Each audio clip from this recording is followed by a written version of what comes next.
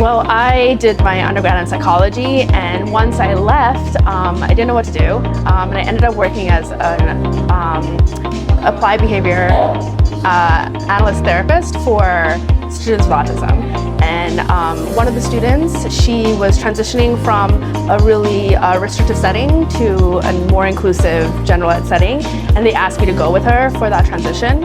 And that's when I really got to experience an elementary school classroom, and then also support this one student in being able to succeed in that setting. And that really was just the beginning for me. And although I've had experiences at other grade levels, my heart and my passion is elementary school, and seeing students at the high school level actually, which is where my teaching experience originally was allowed me to see where students are going to end up, right? And what do students need to get there. I didn't want to go into education.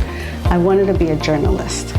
And we were, at this time, and this is back in the 80s, you had to apply for your high schools that you wanted, but you start really talking to your advisors in junior high. And I told my advisor that I wanted to go into journalism.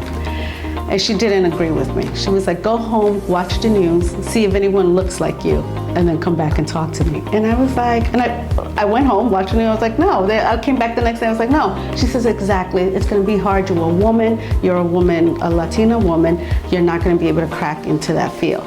Go be a teacher, go do social studies, it's almost the same thing. And I was like, what? Okay. So I went into education. I share that I care.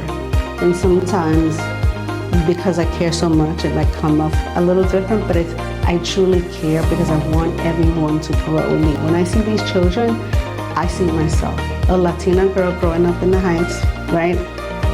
And I don't want them to ever experience, even though my experience turned out to be good, I don't want them to ever experience someone telling them they can't because of the way they look. Everyone to let them know they can because of who they are, because of their background, and because of the way they look. They can. And I want that for every child to experience that. Happened after I started being an educator. And so I was teaching in the South Bronx. I was a 7th and 8th grade teacher. I would say 3 of the most challenging years of my life, actually.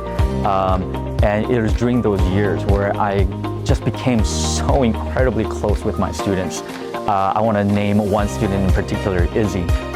He was really, really troubled, and he was having a very difficult time.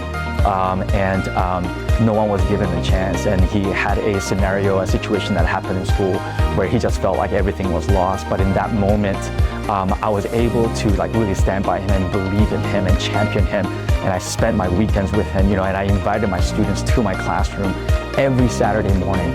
And it was we created this incredible environment where so many of my students just felt belong for the first time in their life, and had somebody that really championed them, that stood in their corner and would fight for them. And we as a class just blew up, and I don't think anybody in the school expected that. And everybody succeeded at such crazy levels by the end of that year. It was at the end of that year where I felt like, you know what, this is my calling. I want to do this for the rest of my life, and I want to dream big, and how can I replicate something like this to more students, more classrooms, and more schools. And so one group of people can do, but it takes the entire community. I've been talking about this word and this concept, this idea and philosophy called Ubuntu, right? And it's this, and a phrase that summarizes this perfectly is this: I am because we are. And if we together can lean into these difficult moments, because change doesn't happen, or positive change and success doesn't happen by itself. It doesn't happen by chance. It can only happen, we can reach our full potential if we're strategic and we're intentional.